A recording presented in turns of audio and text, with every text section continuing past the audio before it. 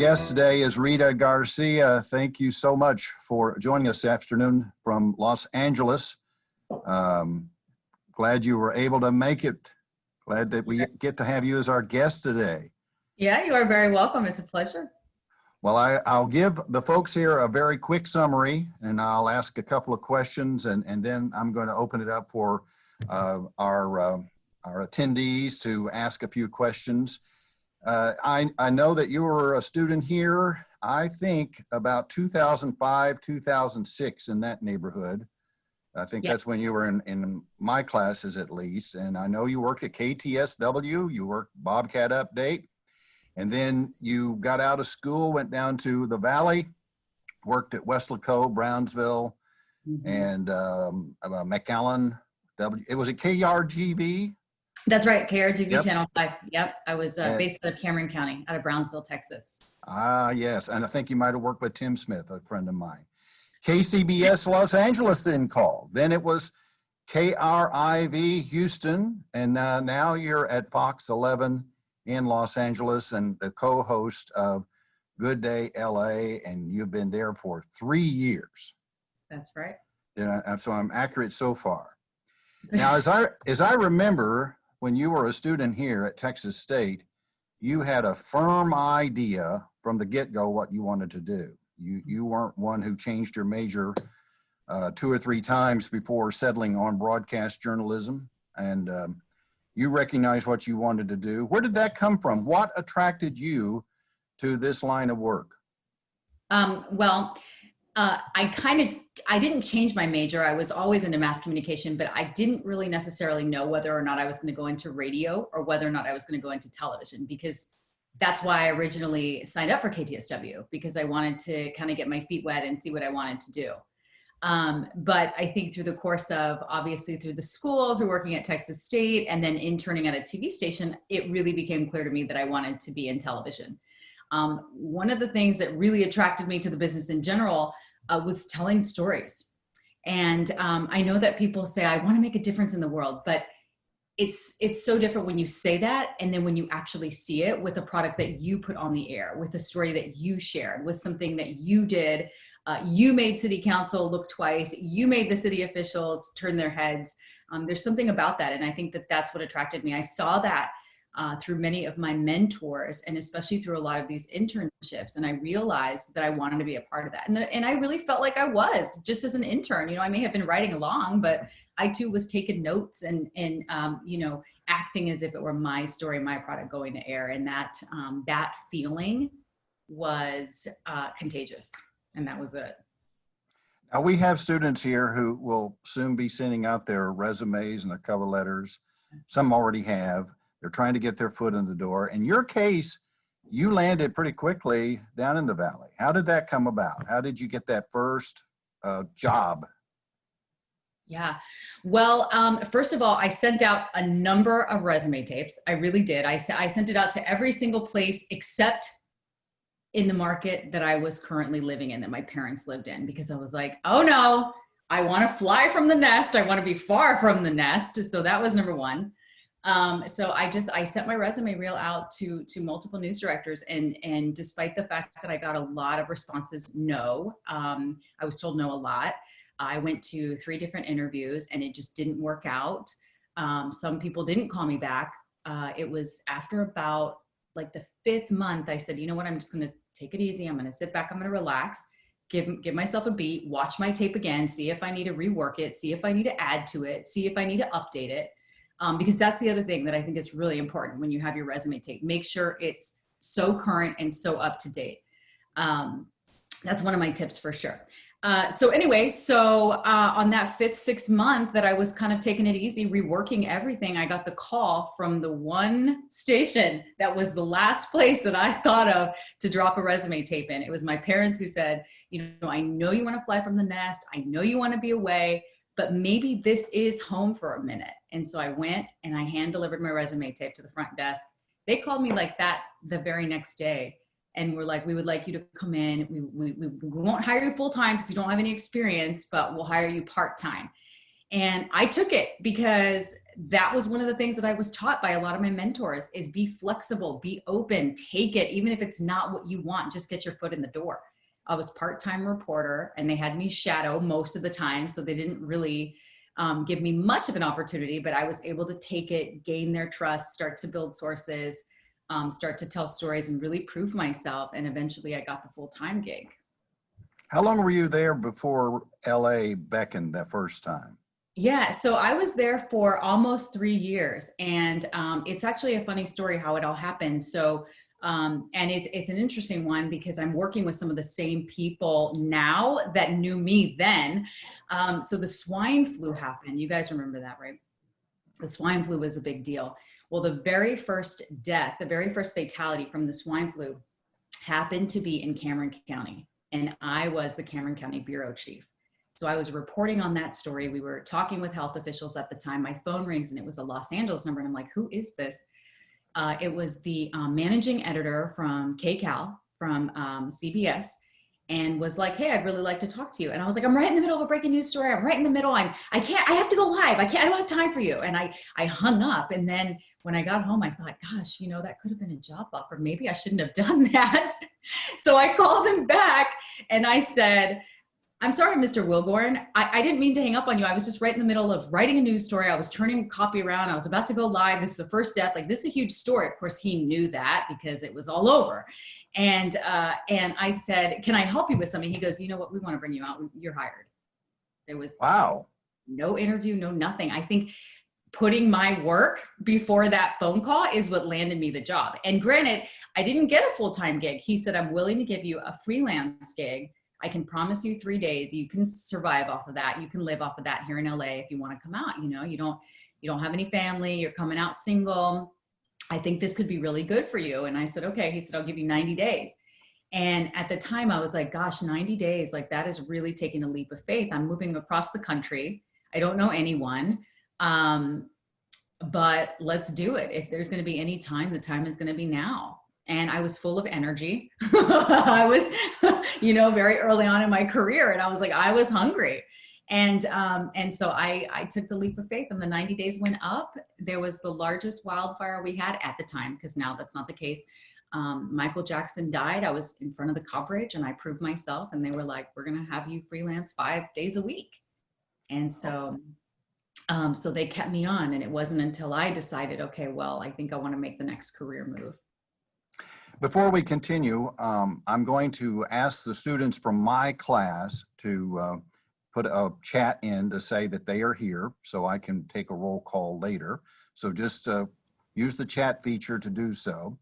And also, if you have a question that you would like to ask Rita, I will look at the chat and then ask you to open up your mic, open up your camera so that you can ask it personally. In the interim, while you are doing that, I want to introduce the fact, at least the last I looked, Dr. Ray Niekamp is here, Dan Schumacher is here, Dean Fleming is here. There might be others who came later before, I may have not noticed them, but I would like them to have an opportunity to say hello and to ask a question if they would like to. So I'll start with Dr. Ray Niekamp. You know him.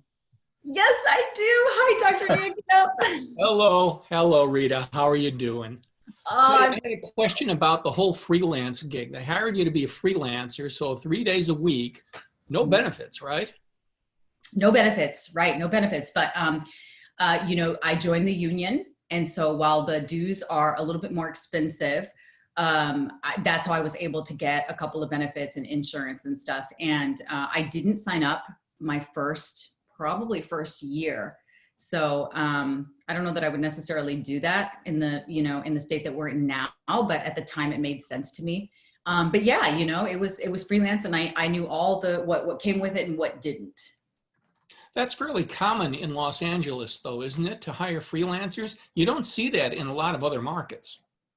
No, it's interesting. When I was in Houston, they had a few freelancers, and I know that when they have big events at some of the Texas stations, they do hire freelancers, but yeah, it's pretty common here in California. And, look, I think that there are definitely pros and cons because, while it can be uneasy and unsettling to go to a job, not knowing if you're going to work the next day or not knowing what the next week holds, I think for me, one of the perks was I kind of felt like I could make my own schedule. So I could work as much as I wanted, or I didn't have to work as much, if I didn't feel up to it. And through the union, I was able to get some sick days. So there, I had that. And of course I had some of the other benefits. So yeah, I mean, it's really all about what's going on in your life personally. I work with a lot of freelancers now who actually enjoy it, because when the holidays come around, they're not available. So they can make their own schedule. And so I think that that's one of the perks. But yeah, I mean, there are definitely pros and cons to it. Dan Schumacher is here too. Dan? Rita, hey Rita, after so many years, I guess I can forgive you for going into television.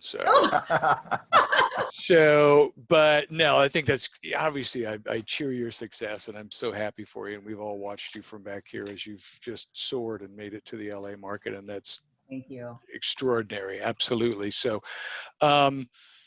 first, I will say, well, I guess my question is, and I'll add to it, I'll make it as quickly as possible.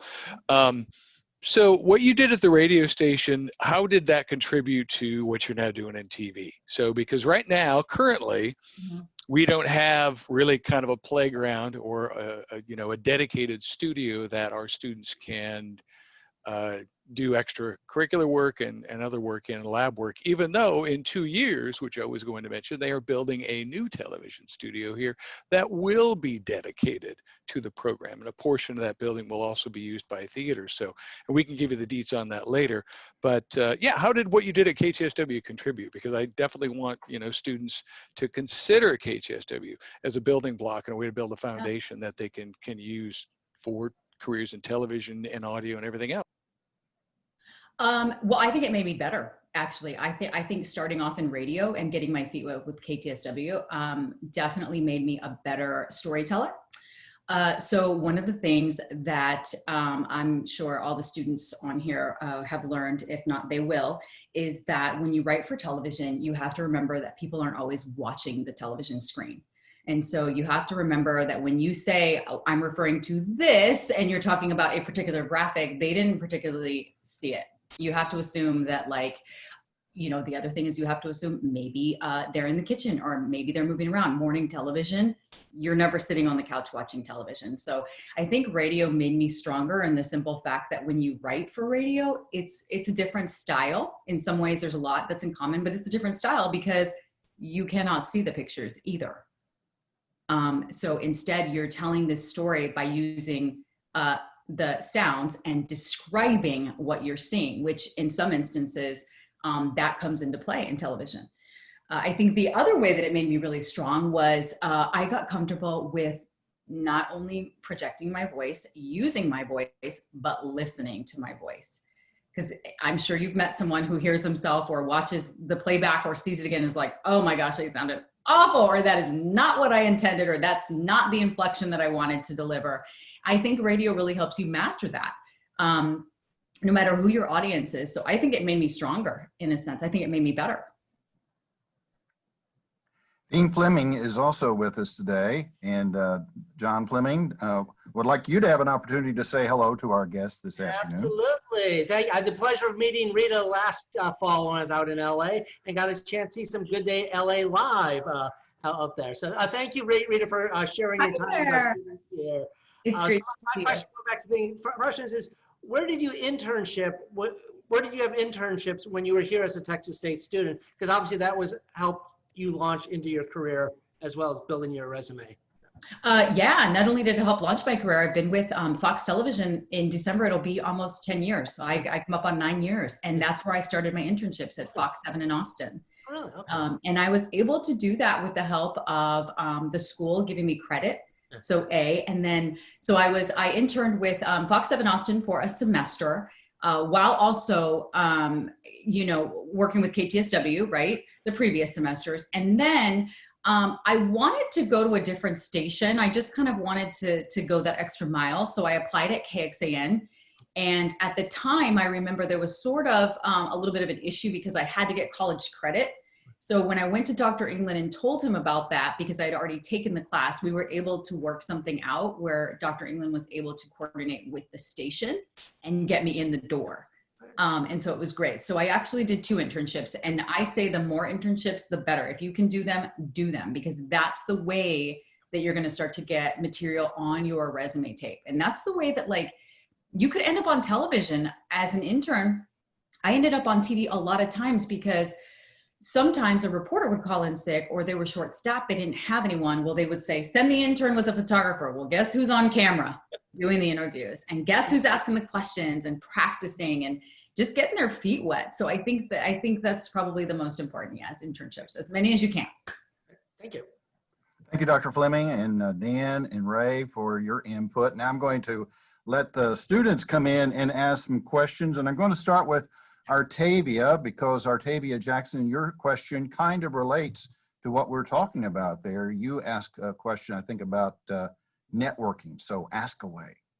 Yes, actually, what would you consider to be a good place to start for networking in your field? Well, I think a good place is where you are at Texas State, number one, because as Dr. England mentioned, he is good friends with someone at the first station that I was at. And so take advantage. You never know who your professors and who your professors are right now know. So make sure you go to them first. But I think the second thing is I tried to get involved in a lot of the national organizations, even if they didn't have a chapter on the campus. For example, the National Association of Hispanic Journalists. I've actually been attending their conventions. I even went to this year's, which was obviously virtual because of the pandemic. But I met so many people through that organization and just kept in contact. And even if you meet them and they become an acquaintance, I felt like I ran into them in the newsroom, and we had NAHJ in common. So, you know, anybody can sign up. It doesn't matter. There's NAHJ, NABJ, AAJA. So I would encourage you to look into organizations like the national ones. RTNDA is a really good one that I also signed up for. And, you know, at the time I remember thinking, gosh, it's kind of expensive. Like the fees are, you know, that's a lot of money for a college kid, but it was worth it. It's worth every penny. You get what you pay for. I've made lifelong friends out of there. And when we see each other at the conventions, it's like we start networking all over again and talking about who we've met, who we know. And so those are definitely good outlets for sure. And I would start now. Tyler Carthel, make yourself visible, unmute your microphone, and ask your question of Rita Garcia. Hi, Rita. I was just kind of curious, as a senior, what advice do you have for seniors who are about to graduate? What kind of advice could you give for them looking for a job in the broadcast field right after graduation? You know, I just always felt like start now. You know, just start now. Like, you know, people always say like, this thing is just so powerful, this social media thing. And that's the other thing, clean up the social media accounts, make sure it's what the message you want out there. Because oftentimes anybody who looks at your resume tape, or before they look at your resume tape, they're going to type in your name on Instagram, type in your name on Twitter. So just make sure that your message on all platforms is the same and it is what you want out there. That's going to be the first impression. Likely they're going to look at that before they look at your tape. But yeah, I mean, I would start now. Like if you see news, send it to the news stations, you know, get videos, send it their way, become someone that they become familiar with you. You start to build credibility with them. It doesn't, you know, it doesn't necessarily always work, but that's definitely a way to start getting your foot in the door. And then, you know, if you see news and you post about it and you learn about it and you really know the facts about it, post about it. And that's how you're going to start to bring some attention to yourself too. And, you know, who knows, you never know who's going to email you. You know, a lot of times in journalism as well, it's a little bit of luck too. And there's a lot of people, a lot of my friends that have been hired in the pandemic. And so I see that side of things and I'm like, okay, people can get a job in this climate. It can happen. And you had that experience with that incident where the Los Angeles news director happened to call you and seen what you had done it. So absolutely. Now I want to ask Michaela to offer a question. I think I saw you post something there a moment ago. Which one? Oh, yeah, go ahead. Go ahead, since you got popped up here first. Hi. So my question is, what are some words of encouragement that you would give to your younger self or even students now who like feel self-doubt when they get all of those no's, or they don't think like their reel is as good as somebody else's? Yeah. Wow, that's a really good question. First of all, I would say to my younger self is stop comparing yourself, because everybody has a special gift and everybody has something to offer, and everybody's different. And so everybody's gift is going to be different. I think that's number one. I think the other thing is that it's okay to be told no. So like looking back at all the times that I was told no, it all makes sense now. Like I am where I am because this was my path. And so I think, you know, the minute you start to feel doubt, just remind yourself that you are special. You have your own gift. You are great at what you do. You continue to get better at your craft, because that is the truth. That is, you know, someone told me like the more stories you write, the faster you get, the better you get, the more creative you get. That is so true. Case in point, stop writing. If I don't write a package for a week, I'm like the next week, I'm like, oh my God, I'm so rusty. I'm awful. I got to go back to my first market. You know, it's like, it is a muscle. And so just keep doing it and you just keep getting better and better and better. And the other thing that I would tell myself, which I always said it, but I didn't believe it. But now I believe it more than ever. And it's been like 5 years, right? That I'm like, turn a new leaf, is there's room for everyone. There really is. There is room for everyone. There may be one job opening or there may be 2 job openings at one place, but you will land where you are meant to be. Like there really is room for everyone. So just, you know, I would also remind myself to be kind, because the business can also be tough. It really can. And you can get discouraged, but you have to continue to tell yourself that you have a gift. And second of all, that there is a place for everyone. Thank you. Very, very good question there. Is my other Michaela still here? If not, I'm going to go to Sydney. Sydney Tyndall, open up your mic. Here. Okay, let's go. Let's hear what your question is. Hi, Rita. You mentioned talking a little bit about some mentors that you went to for advice. How important do you think mentorship is in this industry, and how has it helped you in your career? Oh, I still hit up Dr. Niekamp when I have a question, or I still stay in touch with Dr. England, and I know he does with me with life events, all of the above. Dan Schumacher as well. I mean, we stay connected all the time, and especially with the KTSW anniversaries and stuff. I haven't been able to make them, but those relationships are so important because they're wiser and they've been in the business longer, and that is just the truth. And so even though things tend to change when it comes to social media or just the way we're telling stories, they're keeping up with it too, because the journalism bug is in them as well. So I think it's really important. Never lose sight of your mentors. I still go to lunch with one of my mentors who I worked with, who brought me on board at National Public Radio in DC, offered me an internship. I interned with radio there too. I forgot about that. But I still talk to him. He was going to come to my wedding in March. I mean, that's how close I am with all of my mentors. I really value what they have to say. And oftentimes, because there are some times, you know, when your contract comes up or when you're looking for something different or you want something different, you can get lost a little bit in the fog. And sometimes talking to your mentors, you hear and you see and you ground yourself and you can see through it all. And I think for me, that's what my mentors have done. So if you start to find them, hold on to them, because they will be crucial throughout your entire career. Thank you, Sydney. Now, Michaela Chevalier, we are not going to miss you. Come back now. Open up your mic and your camera. Let's hear what you have to ask. Can you see me? Yep, there you are. Hi, What's your Michaela. question? Hi, nice to meet you. Nice to meet you. As an anchor in the media, what do you consider success in your eyes? Because I know people are like, oh, I don't want to start if I'm going to like a small place that they never heard of before. But like after you get to that point and you level up a little bit, where do you see success? Like, what is success? Like, where do you stop or say I've made it? You know, that's a tough question. Look at all you guys with these tough questions.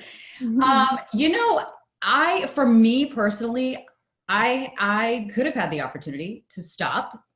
You know, I could have stayed in Houston, I think, as the morning anchor there. But, you know, when Los Angeles called, I had been here before, so I knew what it was all about. I knew what this beautiful city had to offer, and I wanted to continue growing. And I think that no matter what position you're in, even if you say, I'm going to plant here for a minute, I think that you continue to learn with these stories. You continue to tell people stories. You just continue to grow. I don't necessarily know that you ever really stop. So, I mean, it's all about what you want. And for me, like, I was able to move. I was able to just kind of pick up my life in Houston and say, I'm going. Sometimes when you have a family, you can't necessarily do that. Your kids are in school. It just depends on what you want and you personally. But in my experience, I've never stopped growing. I don't think I ever turn and look at myself in the mirror and go, gosh, you made it. Like, I want to do more. I want to do more. The next big story happens. Something bigger happens. You're going to interview some wild guests the next day and you're like, I'm just going to keep on growing. And I think that's the beauty of the business too, which you guys will learn. I think, Rita, that you are a good luck charm for markets you're in, because 3 years ago, I thought we were going to get you here, you know, for Mass Comm week. And of course, that's when the Houston Astros got into the World Series, and you had to, all hands on deck, so you had to work.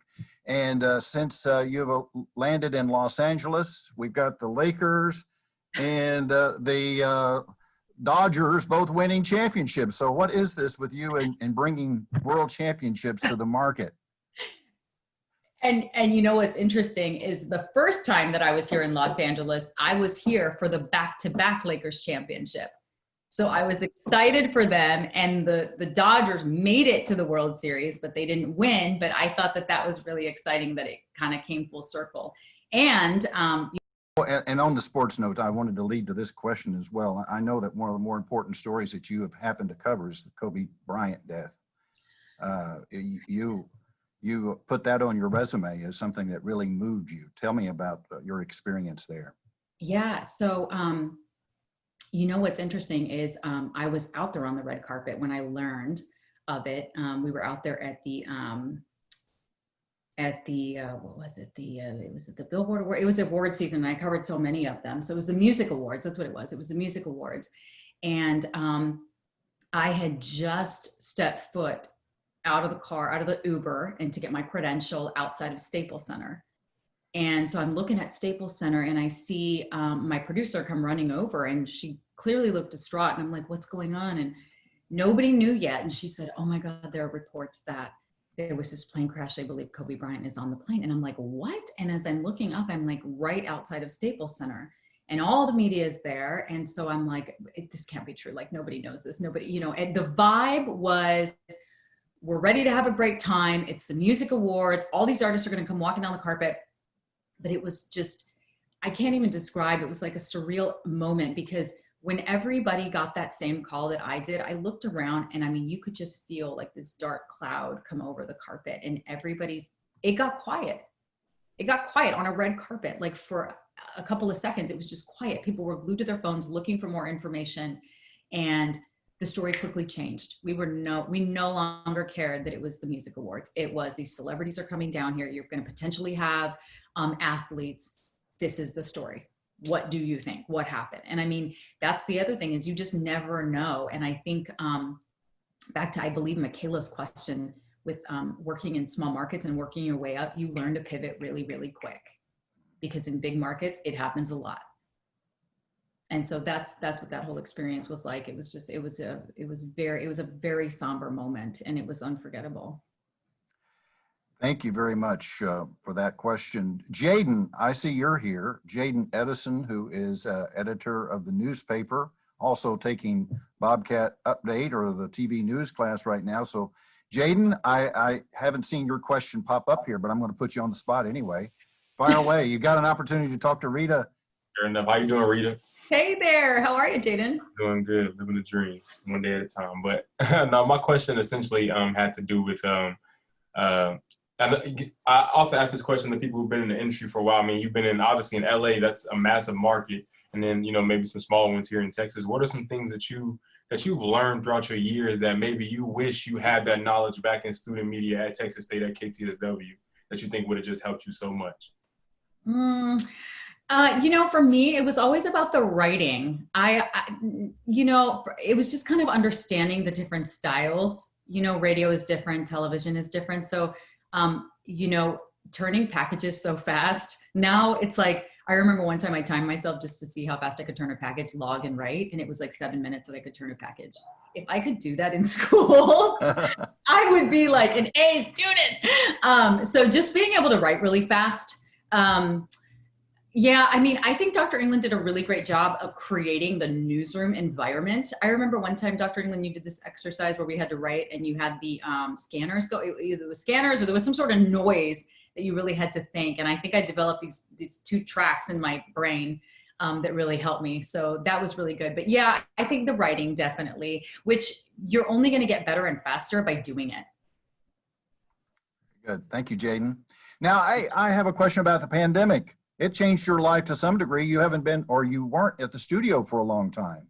I was not. And you had to report from home. And I mean, that's going on even at the network level, but have you adjusted back to the studio yet, or are you still reporting from home? Oh my gosh, yes, I have adjusted to studio life. I appreciate it more than ever. And I didn't realize how much I love to work, because being at home had its challenges, but I think the technology, like the challenges, and I feel like I'm kind of sort of tech savvy, like I can keep up. But working with a prompter that there was a delay, working with a camera that there was a delay, just working with a computer where there was a delay on all different channels, if you will, was very interesting, because it was less of anchoring with a teleprompter, more of understanding the story, telling the story, knowing the story, presenting it. So there were definitely some challenges, but yeah, I was very, very happy to go back into the office, just because it felt weird to like get up and walk around. We weren't leaving our house. LA County is still considered under lockdown. Our restaurants here are not open. Everything is outside. If it's not outside, you can't come in. And even today, Governor Gavin Newsom just announced that they're gonna come up with some new restrictions. So yes, to go back to your question, yes, I was very happy to go back. But I also now have a better understanding and appreciation for the writers and producers who are home, who send emails about the challenges they are having, because I'm like, I know that's real. I will help you. I'm going to ask a question for Reagan Thompson. He's online with us. Yeah. And it's something I think you can address. When you try to set up interviews, when you try to approach people, sometimes you get the word no. And that's one of the frustrating things that the students have when they're trying to get their interviews for their packages. And it's going to come up when you're going for a job. It's going to come. How do you deal with the no, the negative? How do you pick up and go from there to make it happen the next time? So it just depends on different styles, but what works for me and what has worked for me, it's a little secret, is start a conversation before you say, can I get an interview? Start a conversation. You're in the parking lot. That's, when you go to the grocery store, you're in the parking lot, you're getting MOS about everybody going bagless. Just go right up to them. Hey, hey, how do you feel about this? I mean, this is crazy, right? And then they respond and you're like, I cannot believe this. We're doing a story on it. I mean, you just said XYZ. How do you feel about this? Be more conversational sometimes, rather than upfront and saying, can I get this interview? Or having your mic out right away. Sometimes it's having the mic in the truck, or having the photographer hold the mic and you start the conversation and say, well, I'm with Channel 7, reach for the mic. And then you say, I just wanted to get your opinion. What you said was great. You don't agree with this. So, I mean, it just depends. Here in Los Angeles, my experience is a lot of people want to be on television. And so I don't necessarily hear no often. If anything, I have to be the one that's like, we're done. So it just depends. I mean, but try that. Try more of a conversation rather than, I'm so-and-so from this channel. Can I get your interview? All right. Cuchicu de la Cruz, are you here? Sir, I'm here. All right. Ask away. Rita's here. She's ready for your question. How you doing, ma'am? Hi there. I'm good. Thank you. I was just, my question was from 5 years from now, how do you think like the industry will change more? Because I'm pretty sure like back then, 5 years from like it's different now for sure. So how like else do you think will it change now, like 5 years from now as well? Gosh, that is like the $1 million question. And if I had the answer, I would be $1 million person, I think, for sure. You know, I think, so we have this segment on Good Day L.A. It's called Your Take, where we have people call in, like whoever wants to be a part of the segment. And it just depends on the topic, because some people don't want to be a part of certain things. And they weigh in and they give their opinion on what they felt really stuck out to them. You get my my drift, is they basically get asked questions about what they thought about whatever the topic is. I kind of feel like news is going more towards that. Because while we tell stories and we're able to make a difference, I think that most stations are moving more towards that conversational with the real person who's really experiencing the problem, as opposed to it being taped. So I think more and more people are going to be on television driving newscasts. That's my opinion. Because it already does. I mean, look at social media, right? Like, where do you get your news? Oftentimes, do you watch Twitter? Right. No, you're right. No, definitely right.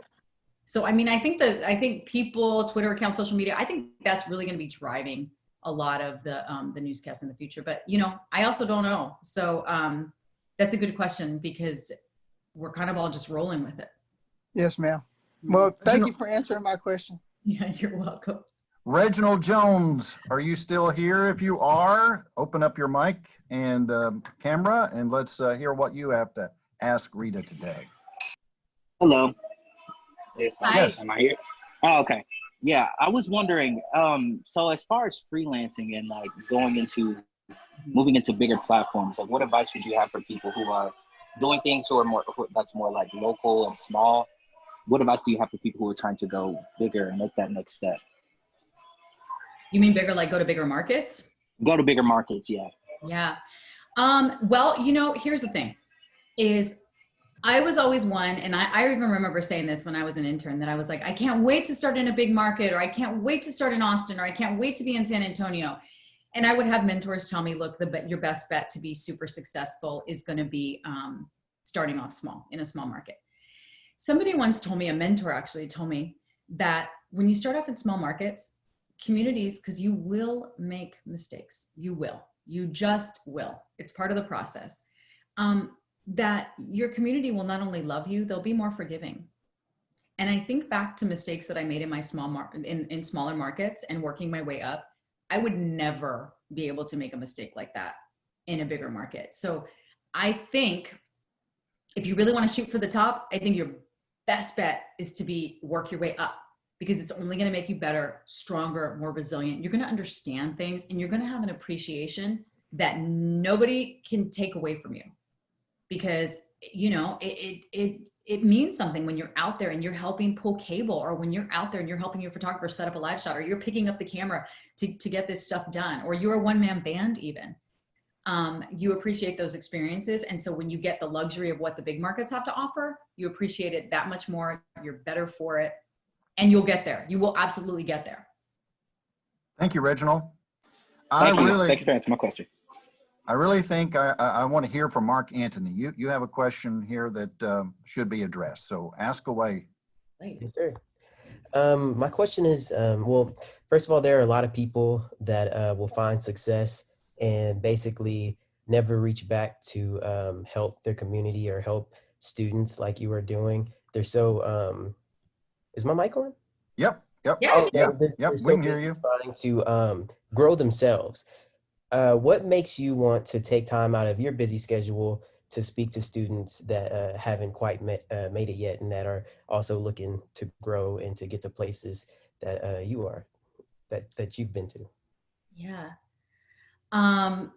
Well, my parents, for one, have really done a really great job with keeping me grounded and continuing to remind me that I still have a lot more to go, and that there's always the next day. And you guys will probably hear this, but you're only as good as your last live shot, or you're only as good as your last package.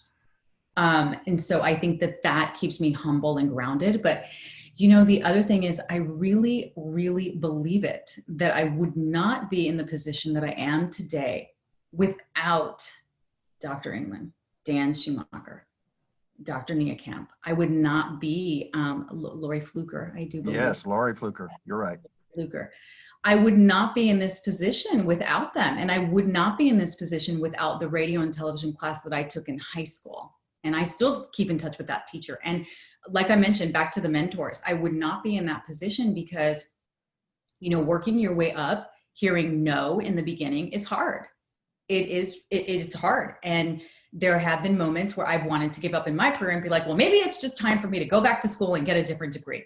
But it's those people who just continue to encourage me and give me strength and help me understand that no is no, but that's okay. And you just got to get up and do it again. And so that's what makes me reach back out and I really take pride in Texas State a lot, because I don't know if you guys know this, but well, why would you know this? But a lot of the students that I'm friends with, that I graduated with, I'm so proud of them. They too are still in the media business and have done wonderful things and really great things as well with their career. And it's been amazing to see. And I think that that's a reflection of what Texas State has to offer. So you guys should feel really lucky. You have mentioned your parents a couple of times, and I for some reason thought that you had Austin connections in that respect, but then you mentioned the Valley being home. So are your parents still in Texas? Yeah, so my parents live in Austin, and we still have our house in South Texas where I was raised and went to high school.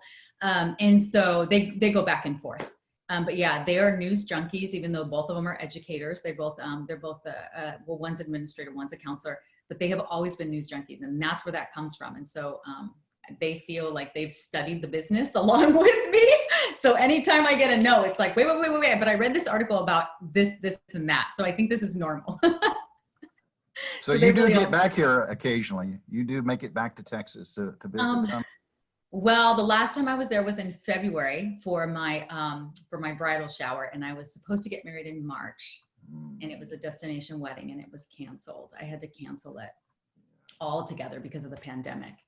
So, and through it just kept working, because I was like, what else am I going to do? I got to take my mind off of this. And I started telling bridal stories and telling stories of other brides, because it was sort of my A, therapy, but B, I felt like I was making a difference by sharing my experience and giving tips to other brides who were planning a destination wedding maybe in 2-3 years. Yeah, that the pandemic affected you personally in such a way there. Oh my goodness. And is the plan back on now, or is that something to share? You know, actually today I had my first call with another resort, with another place, and I think I'm going to end up getting married in Texas, but there's so much uncertainty right now that we just cannot, and you know, it's like I'm worried for every guest who would attend, and that's my main priority. So sure. Mark Anthony, you raised your hand. Go ahead, ask your question.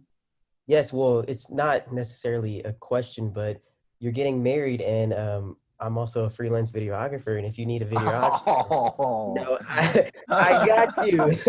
Hey, I may take you up on that. I may take you up on that. I've been looking at outside vendors, so we shall see. Well, we promised that we would, putting in a little edge there. I think my guest who came and spent some 50 minutes with us today, I'm glad that Dr. Niekamp was able to join us, and Dan Schumacher, John Fleming, so that we could have this interaction with you. And I'm also very, very happy that all my students were eager to have this opportunity to ask you questions. And we are so proud of you, Rita, so proud of you. I mean, you shot like a rocket out of here. I guess that's suitable for Texas. We have rockets shooting out of here. So you are somebody that we are going to be watching as the years go by, and we just know that wonderful things are going to be coming from you. Thank you for spending some time this afternoon with us for our Mass Comm Week. Thank you, Dr. And everybody, you can unmute your mics collectively and go, yay, thank you. Appreciate you. All right, thank you. There you are. There he is. Thank you, Rita. We'll let you go now. I appreciate you taking the time. Thank you for having me. I hope that helped. Thank you, guys. It Be did. sure to connect with me on social at the Rita Garcia.